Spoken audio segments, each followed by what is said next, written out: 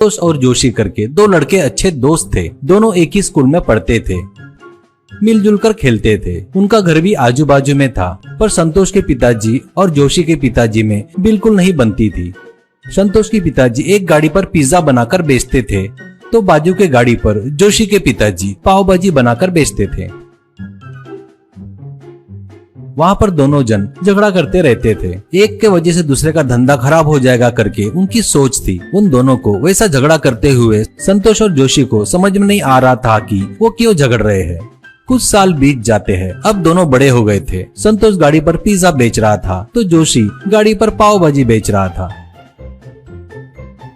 अभी वो दोनों दोस्त नहीं थे, वो एक दूसरे के जाने दुश्मन बन गए थे। वो भी आपस में झगड़ा करने लगते थे। संतोष, क्या रे फालतू की बातें कर रहा है, मुंह तोड़ दूंगा तेरा, संभल कर बात कर, कस्टमर को क्यों बुला रहा है रे करके एक मारता था। तो जोशी, तेरे कस्टमर को मैं कब बुलाया रे पागल, तू ही मेरे कस्टमर को बुला रहा है करके मारता था। वैसे दोनों भी लोग एक दूसरे को मारते रहते थे।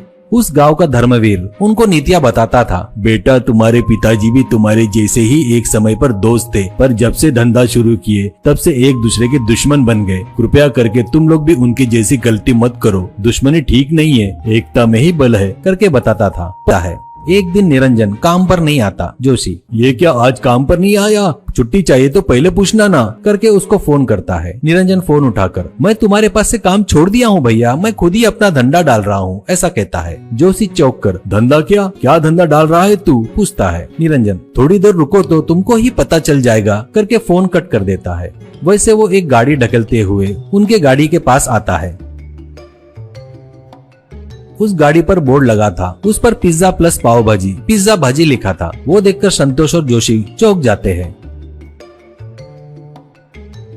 निरंजन, आओ साहब आओ, मैडम आओ, छोटे बच्चे आओ, पिज्जा भाजी खाओ, पिज्जा भाजी, गरम गरम ताजा ताजा पिज्जा और पाव भाजी का स्वाद एक साथ ले लो भैया, आओ, एक के साथ एक फ्री भी है, पहले दिन में रखा ऑफर मिस मत करो, आओ आओ पिज्जा भाजी खाओ करके चिल्ला रहा था। वो देखकर सभी लोग उसके गाड़ी के चारों ओर जमा होने लगे। वो सभी को पिज्जा भाजी बनाकर दे रहा था। उसका स्वाद एक जन को बहुत ज्यादा पसंद आता है।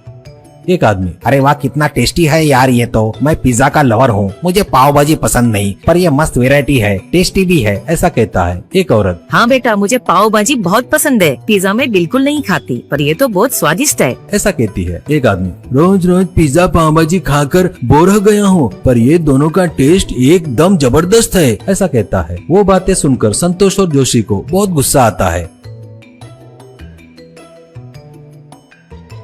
दोनों लोग आकर निरंजन का कॉलर पकड़ते हैं। निरंजन, मेरे ऊपर क्यों आ रहे हो, मैंने कोई तुम्हें धोखा दिया है क्या, ऐसा कहता है।